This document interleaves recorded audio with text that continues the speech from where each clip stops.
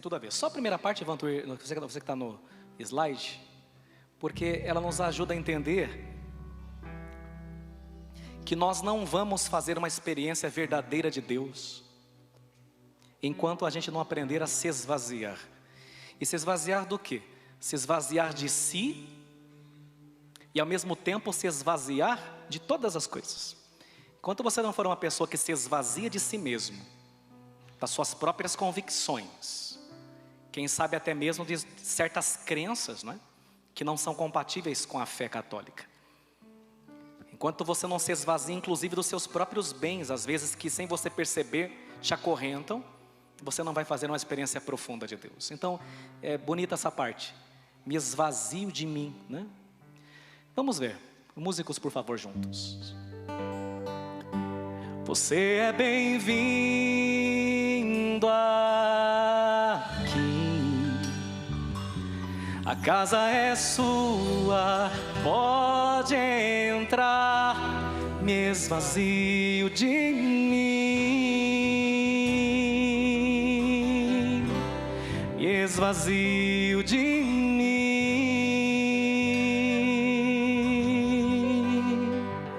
Sopra o teu vento aqui, toma o teu trono, vem reinar. Nós queremos te ouvir,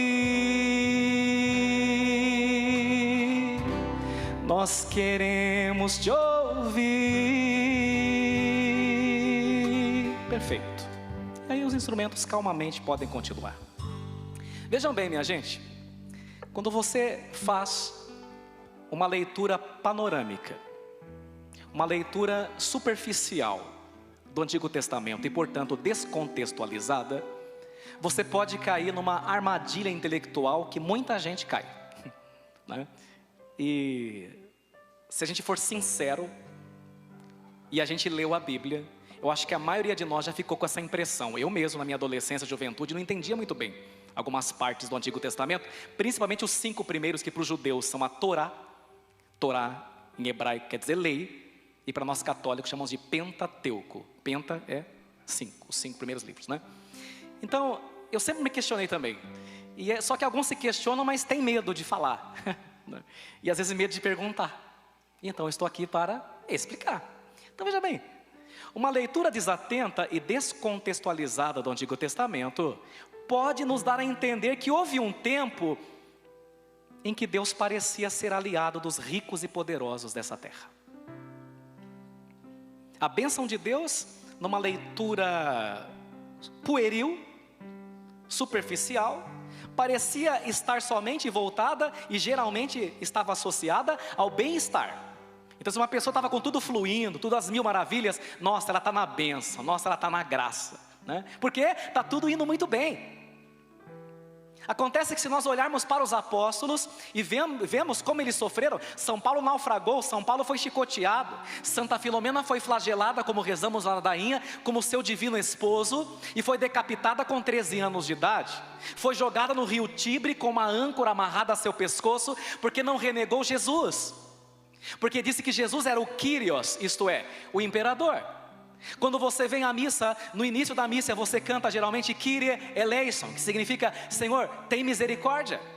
E quando você fala Kyrie eleison, muitas vezes você não tem a compreensão de que milhares de cristãos morreram por dizerem que César não era o Kyrios, por dizerem que Calígula, que Nero, ou Domiciano, ou Diocleciano não eram o Kyrios, mas que o Kyrios era, foi, é e sempre será Jesus. É por isso que ainda hoje nós temos resquícios do grego na nossa liturgia. Quando nós dizemos Kyrie eleison, Christe eleison, Kyrie eleison, estamos dizendo, não temos um outro Senhor além de Jesus.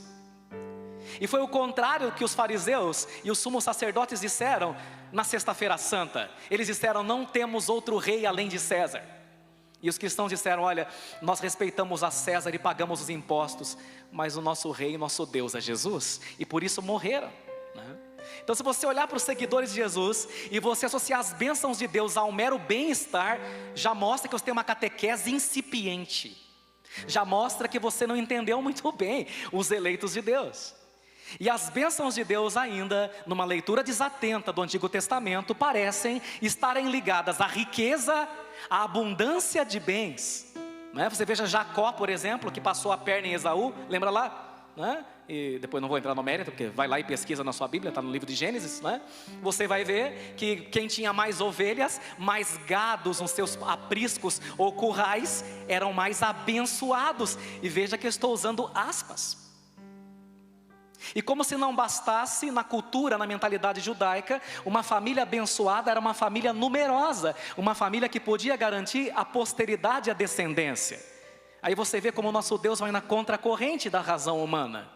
Porque se nós olharmos para São José e para a Virgem Maria, eles não têm uma família numerosa, eles vivem a castidade, eles têm um filho só, que ainda é gerado pelo Espírito Santo. E eles são os mais abençoados que já passaram por essa terra. Porque um é o modo como os homens veem as coisas, e outro modo é o modo como Deus vê as coisas. E aí, meu filho e minha filha, sabe de quando é essa leitura aí, da primeira leitura, gente? De 643 antes de Cristo. Vamos arredondar para 2700 para a conta ficar mais fácil. E para ser mais generoso e mais fácil ainda, vamos arredondar para 3.000 anos, que a mentalidade vigente era essa. E agora a pergunta que não quer calar é: será que essa mentalidade mudou? Será que ainda hoje os abençoados na cabeça do povo não são os que estão com bem-estar, que estão gozando de plena saúde? E aí você encontra uma pessoa que vão para essas seitas, para essas denominações religiosas, que dizem ser de Cristo, mas acabam conduzindo as pessoas para o abismo. E aí a pessoa fala assim: olha, eu encontrei Jesus. E aí você pergunta: você encontrou Jesus? Encontrei. Como você sabe? E a pessoa responde: porque eu tinha um carro na garagem, agora eu tenho 2, aleluia. Porque eu tinha só uma casa, mas agora tenho 2, encontrei Jesus. A resposta é: será? E aí você encontra uma mesma pessoa que fala assim: olha, eu acho que eu também encontrei Jesus. Aí você pergunta: por quê? Porque é o seguinte, olha, eu era muito pobre de maré.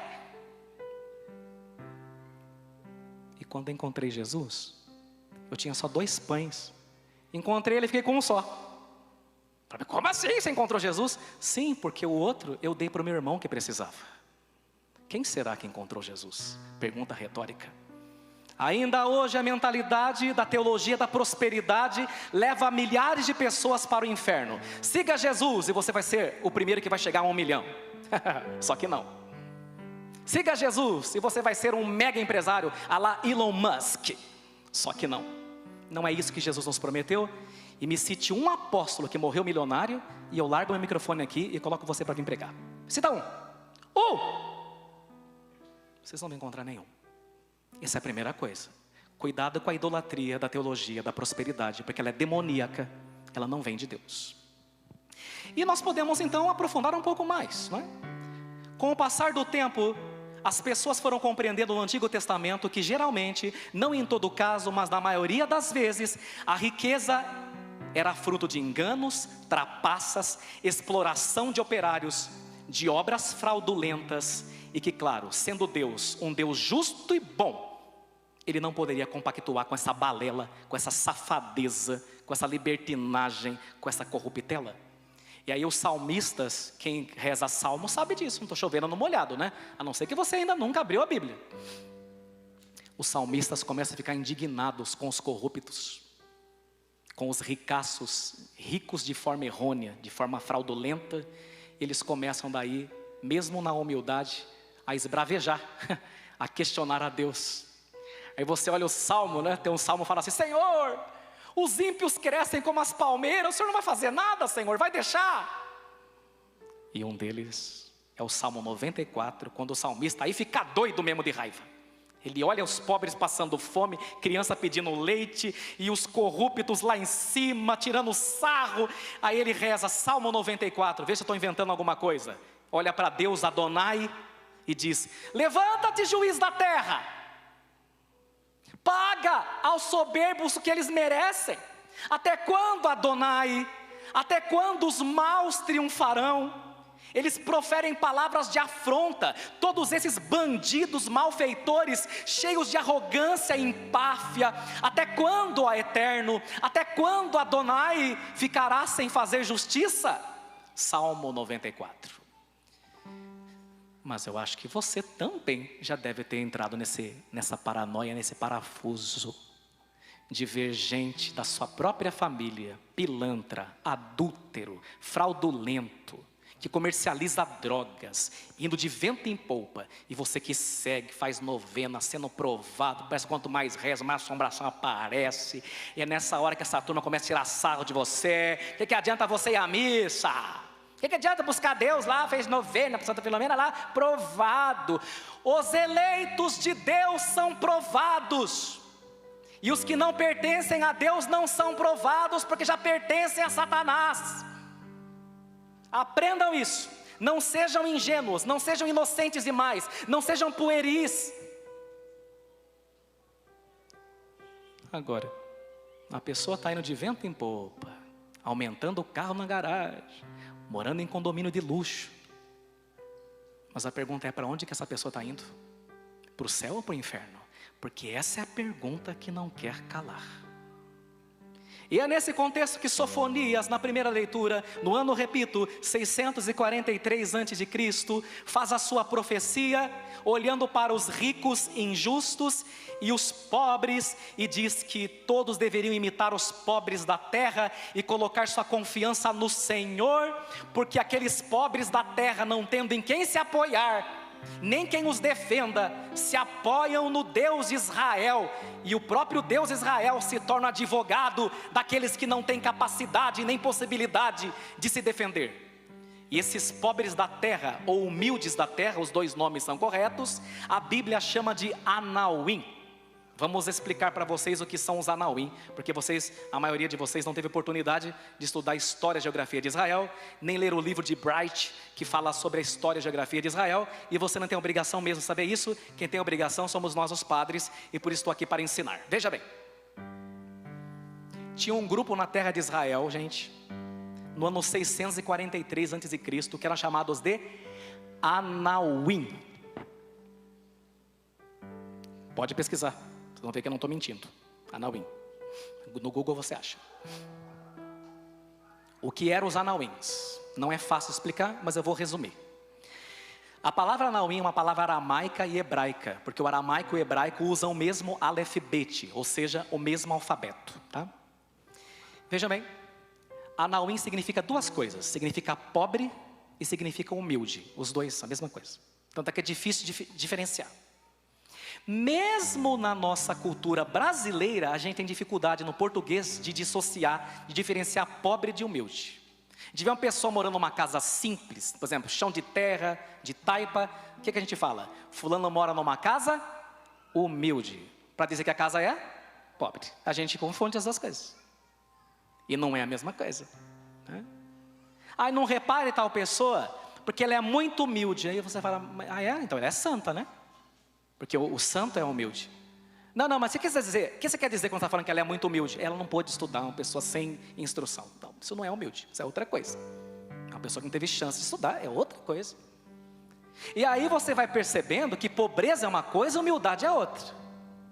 Eu tive a graça de ter sido criado num ambiente de favela, área verde do Mineirão. Era área verde antigamente. E louvo a Deus por isso, porque ali foi o berço, foi minha Nazaré, onde eu pude me tornar alguém crente em Deus, porque o pobre não tendo em quem se apoiar, só pode se apoiar em Deus, né? E eu me lembro muito bem, e era gostoso também, tinha muita criança, né? Criançada, brincava de bolinha, de peão, soltava pipa, uma benção de Deus. Todos nós éramos muito pobres, mas quase ninguém era humilde, porque pobreza e humildade são duas coisas distintas. Então tinha uma vizinha, por exemplo, né? Deus a tenha, já faz muitos anos, vou fazer 40 agora, então já faz bastante tempo, mais de 30 anos. Tinha uma vizinha que era tão pobre como a gente, mas quando ela podia comprar margarina Doriana, que só rico podia ter aquilo, na minha época, né? Aí ela fazia, eu tô com margarina, E eu ficava assim salivando vendo a margarina, porque naquela época eu era tão encantado com a margarina que eu pegava com o dedo e comia a margarina sem pão. O pão era só pretexto para eu comer margarina, e tinha que ser Doriana, né? Você veja, ela era tão pobre quanto nós, mas ela era arrogante. Quantos pobres nariz empinado. E é por isso que muitas vezes também Deus não dá muita coisa para uma pessoa, porque sabe que sem nada a pessoa já é um poço da arrogância. Se der um pouco, meu Deus do céu, a pessoa vai para o inferno sem fazer curva. Tem gente que pede, eu quero uma Lamborghini Gallardo. Deus fala, não filha, você vai de Lamborghini para o inferno, eu não vou te dar não. Melhor não te dar, que você não tem uma... Deus, tem umas pessoas que pedem coisa, Deus olha e fala assim, você não tem maturidade para isso. Tem gente que não tem maturidade para ser patrão, não tem maturidade para ser CEO, não tem maturidade para ser pároco, não tem maturidade para ser clérigo, porque sobe a cabeça. Não entende que o poder é serviço. O poder não é para a gente se sobrepor a vocês. Quanto mais nós subimos no reino de Deus, é para a gente servir vocês. Não é para a gente subir em cima de vocês. Nós somos servidores de vocês. Por isso que o cargo mais alto da Igreja Católica, que é o Papa, o título dele é Servus Servorum Dei, servo dos servos de Deus. O que mais serve na Igreja Católica é o Papa, o mais alto, né? E às vezes tem uns que, Malemar começou na igreja agora, quer mandar em todo mundo, mandar e desmandar, já que não manda lá em casa, manda na igreja, né? Então acontece isso, acontece, né? Não é só no Alasca. Então esses são os anauins, né? E esse grupo de anauim, que então a palavra é pobre, humilde, humilde e pobre, era um grupo composto pelas seguintes categorias de pessoas. Aqui nós estamos aproveitando para ter uma aula de Antigo Testamento. Então aproveita, né, todo dia. Só na teologia que se estuda isso. Então presta atenção. Esse grupo de anauins era composto pelas seguintes pessoas. Fala com o padre. Famintos. Falidos. Cegos. Estrangeiros, órfãos e viúvas. viúvas. Olha o grupo. E por que esse grupo era os anauim?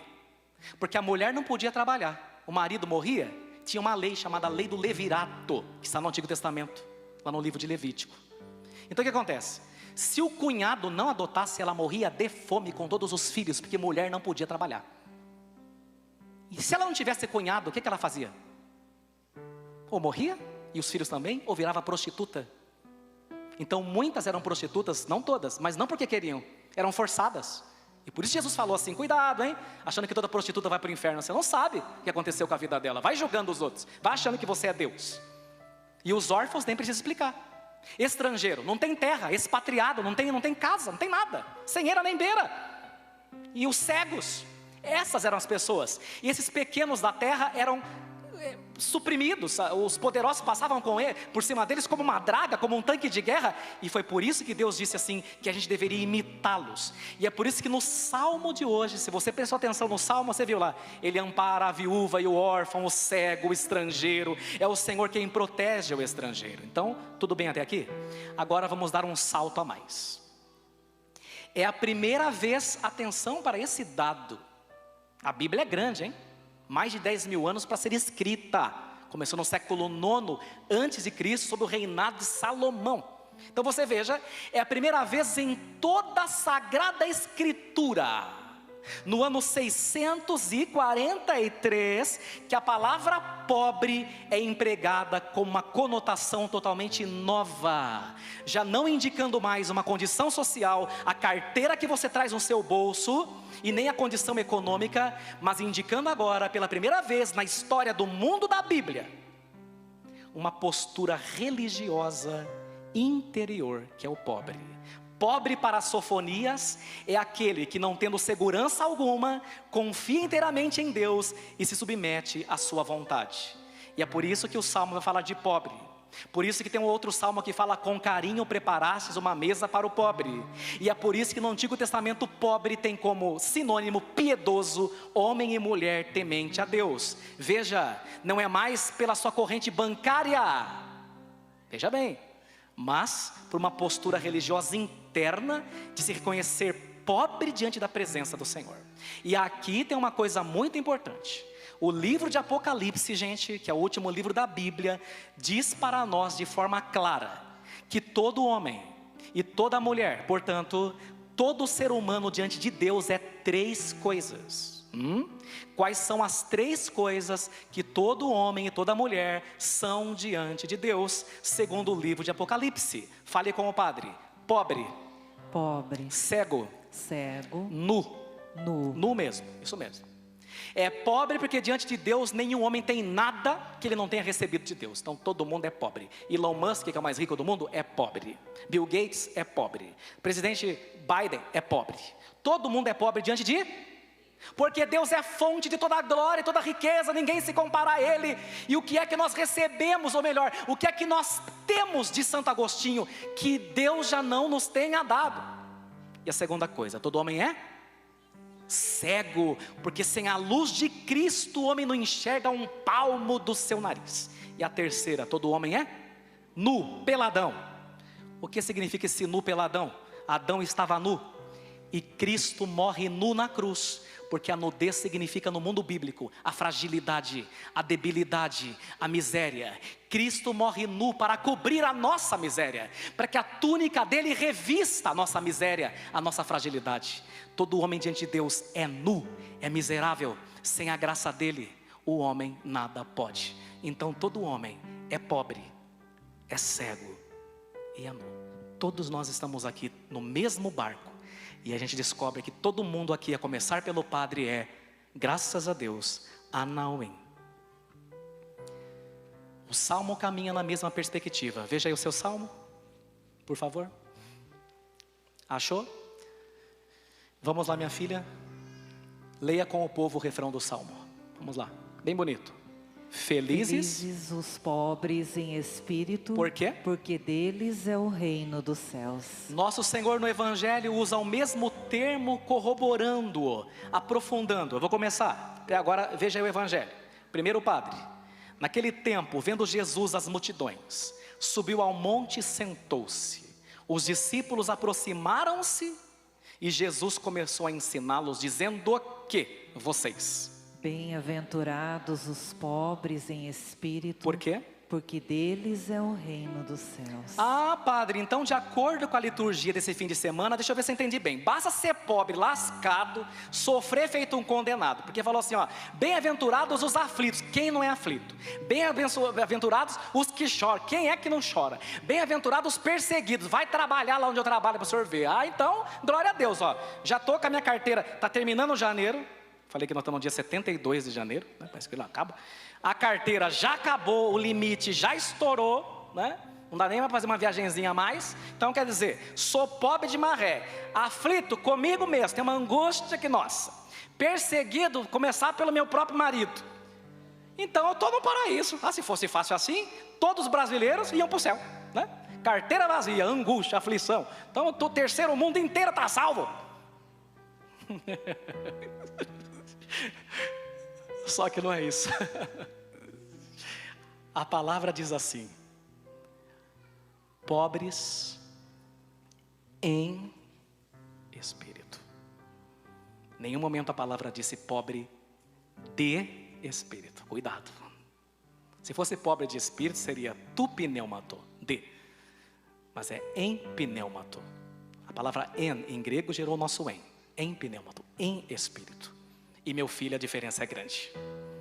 Porque você tem nessa terra 2 categorias de pessoas. Os pobres de espírito. Ixi, está lotado. Basta dar uma volta na rua. Pobre de espírito, no trânsito, cortando você, empinando moto. É para tudo quanto é lado, né? E você tem pobre em espírito. Achar gente pobre em espírito é raro. E feliz de quem encontra, de quem é assim e de quem encontra uma pessoa assim. Pobre de espírito é pobre da presença de Deus, é pobre de fé, pobre de esperança, pobre de caridade, pobre de empatia, porque não tem capacidade de se colocar no lugar do outro. E pobre em espírito é aquele que reconhece que ele precisa somente e nada mais do seu Criador. Pobre em espírito é aquele que reconhece que nada pode. Senhor, eu sou totalmente dependente de Ti. Senhor, me tira tudo nesta vida, mas não me tira a Ti, que isso me basta. Pobre em espírito é aquela pessoa que até tem coisas, e não tem problema você ter coisas, mas não permite que as coisas o possuam. Viu? Então veja, cuidado com os extremos. Nós temos a idolatria dos ricos hoje, que é a teologia da prosperidade, tá? Mas também tem, em alguns setores até da própria igreja, a idolatria dos pobres. O que é a idolatria dos pobres? Achar que só pela sua carteira, só por ser pobre, você vai para o céu. Nem todo pobre vai para o céu. E nem todo rico vai para o inferno. Tome cuidado, porque depende do coração, de quem é o centro do coração daquela pessoa. Tanto é verdade que no Salmo 62, olha o que Deus diz, que bonito isso aqui. Muita gente acha que nunca leu isso na Bíblia. Salmo 62, fale com o padre, comigo. E se crescerem vossas posses, E se crescerem vossas posses, e vossas riquezas, e vossas riquezas, a elas não prendais a elas não tendais o vosso coração. o vosso coração. Olha que lindo, gente. Achou isso aqui uma pérola. Olha, e se crescerem vossas posses e riquezas, a elas não prendais o coração. Então Deus não está proibindo você de talvez comprar o carro que você quer, mudar para uma casa melhor, de forma justa. Deus, de jeito nenhum. Nós vamos ser aqui os primeiros que vamos pedir para Santa Filomena interceder para você conseguir mesmo. Mas se crescer as vossas posses e riquezas, não deixe que elas te roubem o lugar de Deus, porque quando elas roubam o lugar de Deus, isso é idolatria. Quem dera que idolatria fosse aquela coisa que alguns dizem, né? Que é você rezar por uma imagem. Isso não é idolatria. Que a imagem te lembra a Deus. Idolatria é amar o dinheiro, é amar seu próprio corpo mais do que sua alma, malhar na academia e não vir à missa e não se confessar, amar mais tua saúde do que sua vida eterna, sendo que a terra vai comer esse corpo que você fica malhando aí, e depois de 70, 80 não vai segurar muita coisa mais não. Pode vagar lá, perna, braço, terço que é bom, nada, né? Malha o corpo e não malha a alma. Toma cuidado, para onde é que você está indo, meu filho e minha filha? A palavra de Deus nos interpela profundamente hoje sobre o sentido da nossa vida, não é? Então toma cuidado. Então, não prender o coração às coisas, não se prenda às coisas. E aí é interessante, porque eu vou dar agora aqui para terminar, um teste, mas cada um vai falar no seu coração, não é? Esse teste é simples, eu vou contar com uma ilustração. Como que você sabe se você está sendo pobre de espírito ou se você está sendo pobre em espírito? Vou explicar. Se você está conseguindo, eu estou tentando, vamos ver quem está mais para lá, né? Que nota você ganha. E para entender é simples. Eu gosto de explicar de um jeito que todo mundo entenda. Então eu vou explicar bem simples. Quando eu era criança, conforme eu disse, eu morava lá no Mineirão. E a forma como nós nos locomovíamos, quando tinha dinheiro, ou era de calói, bicicletinha, né? E quando tinha um pouquinho mais de dinheiro, de busão. E o nosso ônibus, claro, era o Mineirão, que era o número 28, e é o 28 até hoje, dica de passagem. Até hoje é 28. Né? E às vezes a gente entrava no ônibus, né? E aquela sardinha, né? Entupido. Né? Um dia estava tudo entupido, né? E eu tenho uma vantagem, porque eu já passo por baixo, né? Naquela época, então, nem se fala, porque eu estou com 39, eu tinha 10, né? Então, meu filho, ó, passava com uma beleza. Tinha dia que o motorista não queria nem cobrar a passagem, achando que eu era menor que a minha própria idade. Tem suas vantagens. E aí, naquela época, a gente entrava pela porta do fundo, não era pela porta da frente, né? Daí depois acertava o cobrador, né? Antigamente era assim, tinha esse negócio de cartãozinho, assim, né? Pi, não tinha essas coisas. Muito bem. A gente entrou e tal, entrou um velhinho, e o motorista era bom, porque... Só que não é perfeito. Entrou um velhinho e acho que tinha tanta gente que cobriu o espelho do homem, ele não viu. E a porta fechou e o pé do velhinho lá, e a minha mulher fazendo, ai meu Deus! E o povo, o motorista não pode, o motorista de ônibus não pode fazer um deslize que o povo maio ajuda, né? Aquela gritaria. Mas não foi porque ele queria, não é assim ônibus, né? Ou falta de caridade, a pessoa não está matando ali, né? E também não está fazendo porque quer. Tem uns que são cavalão, mas nem todos, a maioria é gente boa, né? Tem até padre cavalão, né? Então acontece. Ser humano, né? Aí o que acontece? Aí o ônibus andando e o pé do homem lá. Aí ele pegou, arrancou, entrou. E o ônibus foi, né? E um senhor simplesinho, eu acho que deve ser o único sapato que eu tinha, né? Porque a gente morava no mesmo lugar, sabe que era difícil conseguir sapato, né? Aí ele entrou, o jovem viu ele, ficou com dó, né? Pelo menos, sensibilizou. Falou, ô senhor, pode sentar? Eu falei assim, posso sentar na janela? E eu estava aqui atrás, falei, pode. Daí ele, o senhor me segura? Pediu pro rapaz, o jovem segurou ele. Aí ele pegou outro sapato, mirou a janela, sentou. Minha meia não está furada, não? Não. Um perigo. Acontece, né?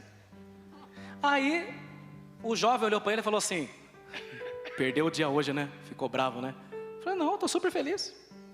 Não, o senhor está tirando. Não, estou contente hoje, estou super feliz. Mas o senhor está feliz porque o senhor jogou outro? Ele falou assim, o que vai adiantar a pessoa lá de trás achar um pé só? Melhor que ache os dois para carçar, ué. Aí olhou para ele e falou assim, meu filho, você nunca leu na Bíblia Jó não? Falou o quê? Deus deu, Deus tirou, louvado seja Deus. E naquele dia, o velhinho olhou para aquele jovem e acho que deu uma das maiores lições. Pode pôr aqui para mim, por favor, obrigado. E acho que deu uma das maiores lições da vida daquele jovem, né? Ele falou assim, meu filho, nessa vida a gente não perde coisa não. Elas só mudam de dono. As coisas e as pessoas estão emprestadas para nós por um tempo.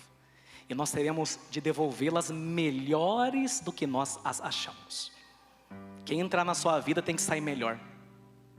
Você começou a trabalhar naquela empresa, aquela empresa tem que ficar melhor, porque você é um católico, uma católica que entrou lá. Você começou a dar aula naquela escola agora vai ser iluminada.